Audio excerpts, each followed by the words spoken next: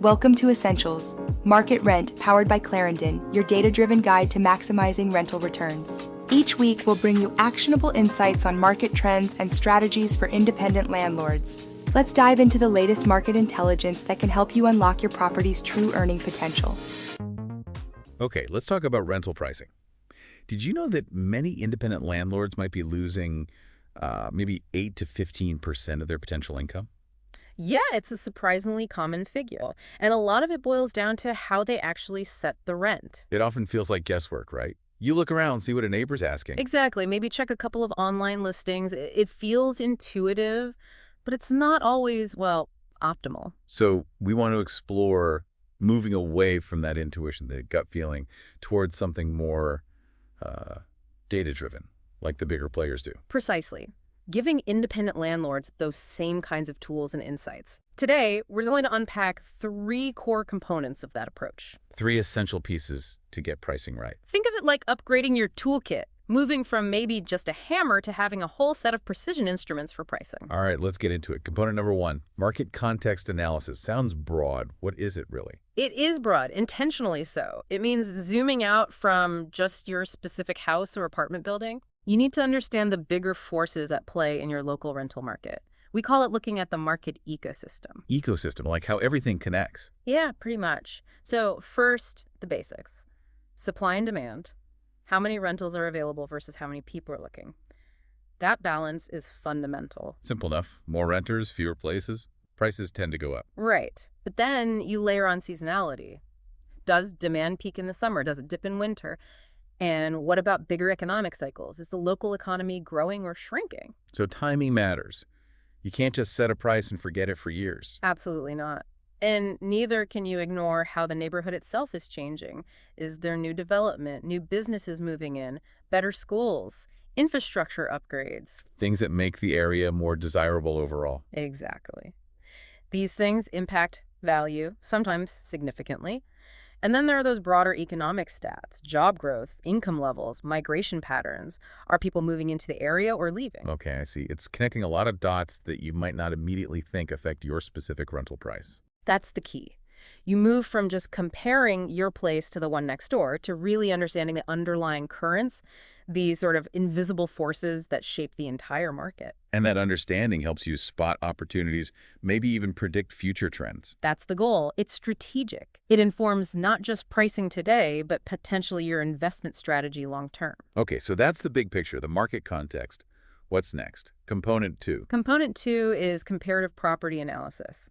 Now we're zooming back in, but in a much more structured way than just glancing at listings. So comparing properties, but doing it smarter. Doing it objectively. The big hurdle here is what we call the value attribution challenge. Value attribution, meaning figuring out what features are actually worth paying more for. Exactly. How much extra rent does that new kitchen or the in-unit laundry actually command in this specific market? Your gut feeling might be way off. Because what I think is valuable might not be what the average renter in my area prioritizes. Precisely. So effective comparison isn't just a checklist. Does it have a balcony? Yes, no. It's a weighted system. Weighted, meaning some features count more than others. Right. And those weights, that importance, changes depending on the market, the neighborhood, even the type of renter you're targeting. A parking spot might be gold in one area, but less critical in another. That's super walkable with great transit. Okay, that makes sense. And it's not always linear. Adding a second bedroom might double the appeal, but adding a fifth might barely move the needle on rent. Plus, there's often a gap between what a landlord perceives as valuable, maybe expensive finishes they chose, and what renters actually pay a premium for. So my shiny new faucet might not impress renters as much as, say, allowing pets. It's possible. This leads to needing something better than just averaging nearby rents. Think of a more sophisticated market rent calculator. One that understands these feature weights. Yes, one built on models that try to isolate the value of specific attributes in your market, not just a simple average. It helps you figure out what truly drives rent up or down. So this helps you spot if maybe you're underpricing a key feature you have, or maybe not getting caught up comparing your place based on something that renters don't actually value much. Exactly. You start building market-specific value equations. Yep. You can even quantify the likely return on investment for renovations. Should you add that half bath, data can help estimate the potential rent increase. That changes the renovation game from guesswork to calculation. Okay, market context, smarter, property comparison. What's the third piece? The third piece is price elasticity understanding. This one gets into the dynamic between the price you set and the actual demand you see. Elasticity, like how stretchy the demand is. Kind of, yeah. It's about how sensitive renters are to price changes for your specific property. It's crucial, but often overlooked. Why overlooked? Seems important. Because often the focus is just get it rented. But there's an optimal price point for maximum revenue, not just minimum vacancy. Those aren't the same thing. The price that rents fastest isn't always the one that makes the most money overall. Not necessarily. Sometimes a slightly lower rent attracts a great tenant quickly, minimizing vacancy costs and leading to higher total income over the year compared to holding out for a top dollar rent that leaves the unit empty for 6 weeks. Ah, the vacancy cost. That's the hidden killer. It can be. So you have to understand that price-demand relationship. It's usually not a cliff where demand drops to zero if you go a dollar too high. It's more like a curve, a gradual slope. And that slope is different for every property. And every market and even the time of year. A luxury condo will have different elasticity than a starter apartment. So this forces you to shift from just thinking rented versus vacant to what price achieves the maximum sustainable revenue. Exactly. It helps you tackle really important questions like how much income am I sacrificing just to lease up a week faster? What's the true cost of that vacancy versus maybe pricing just slightly under the absolute peak? Can you test this? How do you figure out the elasticity for your property? You can test it carefully, yes. And you look for signals. Are you getting flooded with applications? Maybe you price too low. No calls for 2 lengths. Maybe too high. The data helps you find that sweet spot. Modern tools are increasingly incorporating this kind of modeling. It feels like that takes some of the fear out of pricing. It absolutely can. It replaces fear with information. So market context, comparative analysis, price elasticity. 3 distinct things, but you mentioned they work together. They absolutely do. The real power comes from integrating them. Think of it as a continuous loop. How did that loop work? Okay, so market context gives you the landscape, the big picture drivers.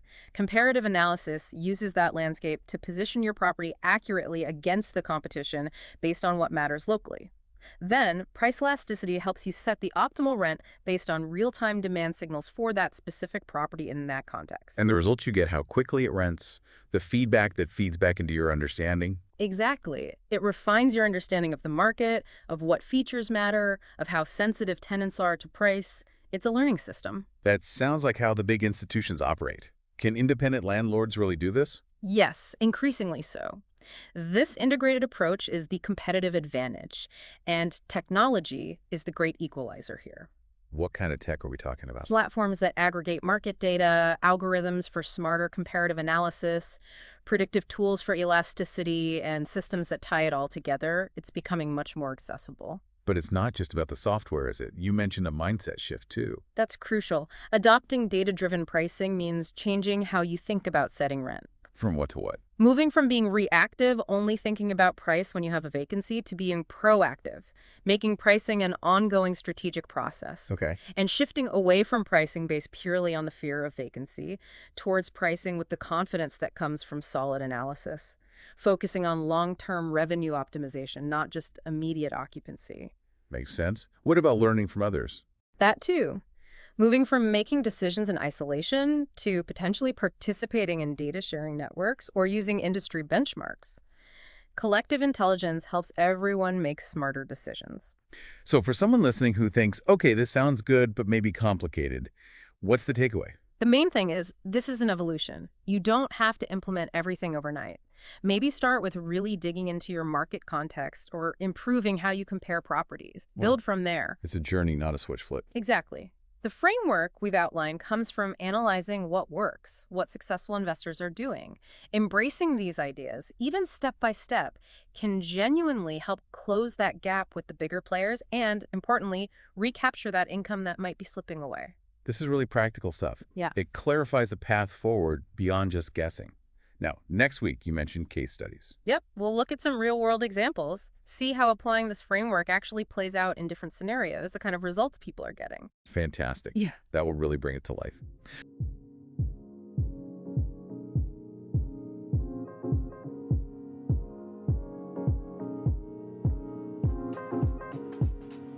That wraps up this episode of Essentials, MarketRent powered by Clarendon. For more insights and resources to optimize your rental business, visit marketrent.us. Don't forget to download our free tools and guides designed specifically for independent landlords. Until next time, reminding you that in today's rental market, data-driven decisions lead to better returns. Subscribe wherever you get your podcasts to stay ahead of the market.